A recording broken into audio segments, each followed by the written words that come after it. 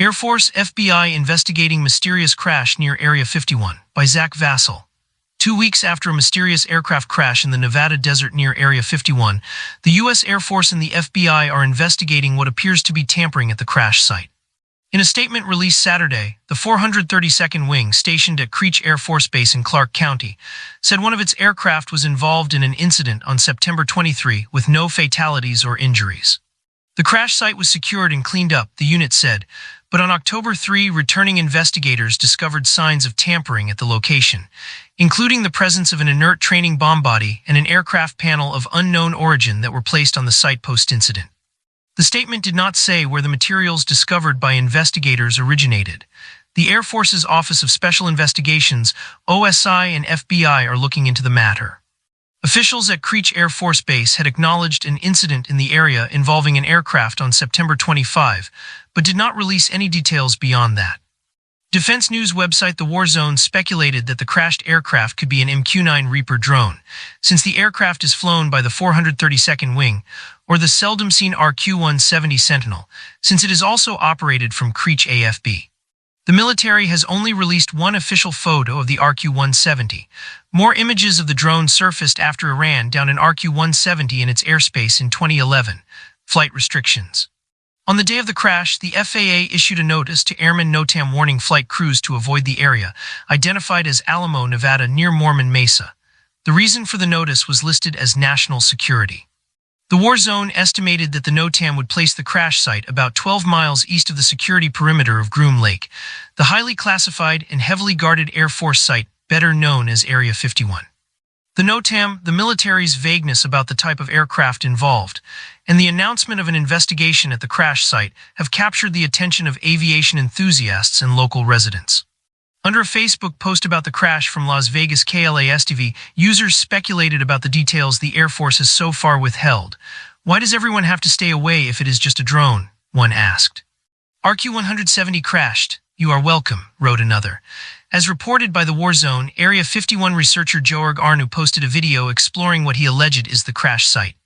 The video showed tire tracks and footprints in the dirt and a scorched Joshua tree.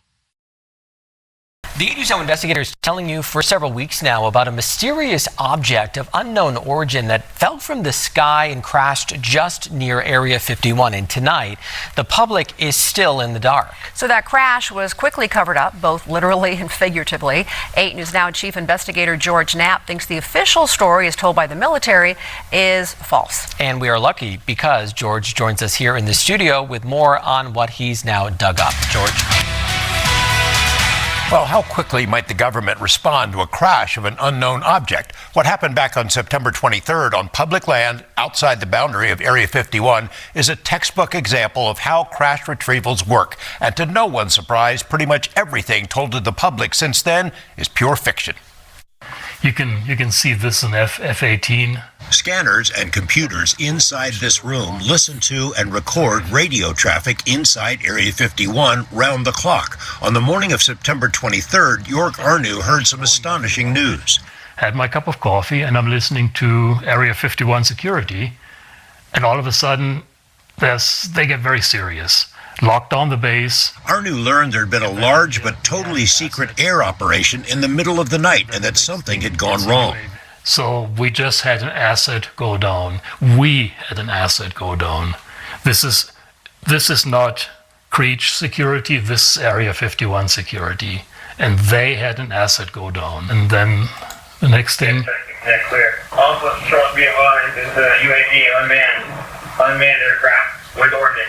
He picked up details about strict security measures which were implemented almost immediately.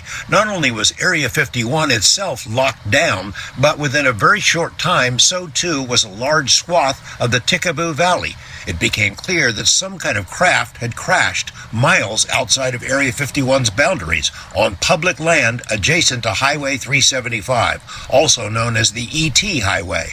Arnu jumped in his truck and headed south from his home in Rachel. But while driving on what's known as Mailbox Road, he ran into an armed patrol. They had the gun in front of them, not pointed at me, but very visibly in front of them.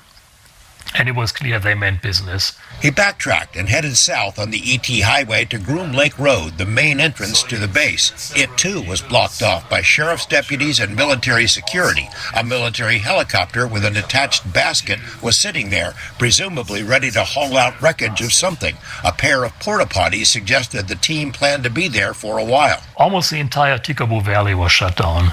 At the Little Ailey Inn in Rachel, employees were in the dark about a crash, but saw the beefed-up security at closed-off roads and knew something big was unfolding. Crashes are not an everyday occurrence out here, but locals have seen plenty of them over the decades. If this thing would have crashed anywhere in restricted airspace, in restricted area, we would have never known about it. After being turned away from the presumed crash site, Arnu and the aerospace sleuths on his website, dreamlandresort.com, began gathering and sharing bits and pieces of information. The FAA had ordered the closure of airspace over a particular spot in the valley. That was a big clue. Then 4 days after the crash, the security teams vanished. Arnu went back out for a look. The Air Force had used heavy equipment to plow a dirt road across a section of desert. Arnu followed it and found what he thought was the crash site, then shared it online. That's when things got strange, even by Area 51 standards. A second wave of cleanup crews descended on the site, presumably to pick up any remaining debris, but they also used graders to cover the entire area with a thick layer of dirt, literally a cover-up.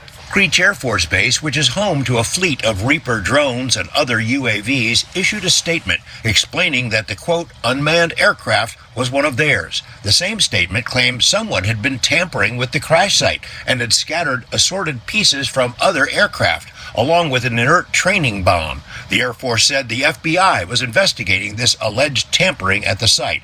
Arnu was amused but not convinced. The only thing they could get that person for is littering on public land. That's the story, is it came from Creech and now the FBI is investigating. You think that's bogus? That's absolutely bogus. I think that was designed to make people not go there. Arnu drove back out and realized the site he first videotaped was a staging area, not the crash site. 200 yards away, the telltale burn marks on Joshua trees indicated this was where the object slammed into the earth. Both he and another aerospace explorer found pieces of who knows what, debris that came from something other than a drone, seemingly planted to confuse anyone who came looking. But they also found pieces under the dirt that are likely the real thing. I'm pretty sure that this piece came off the actual aircraft. Arnu, who was at the site of a genuine Reaper crash years earlier, says there's no way the Air Force could ever recover every piece of a crashed aircraft, so they added some dirt and sprinkled in some misdirection instead. If I were them, I would probably do just that. Is there a good guess about what crashed? On the Dreamland Resort website, members, including former military and retired defense contractors, chimed in. The leading theory is that the drone was one of a latest generation of AI-controlled craft that accompany advanced fighter planes and can act independently to get the job done. The Next Generation Air Dominance project is the big thing at Area 51. So the pilot flies along and says, hey, there's a target on the ground, drone 1, go check it out, and if it's a bad guy, take care of it. And drone 1 goes and does the rest.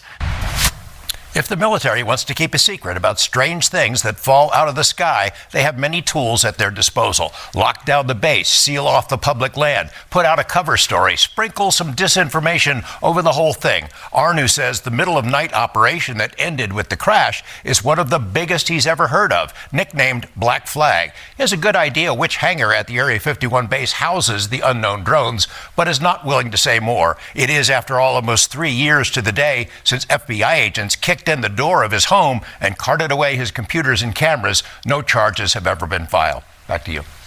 And George, what I really like to say is there's so much more behind a press release, right? That press release that came in, the first one that we talked about here, said it was an incident. Didn't even say it was a crash. Didn't even say what it was. So there, really shows you how investigative reporting can go a long way.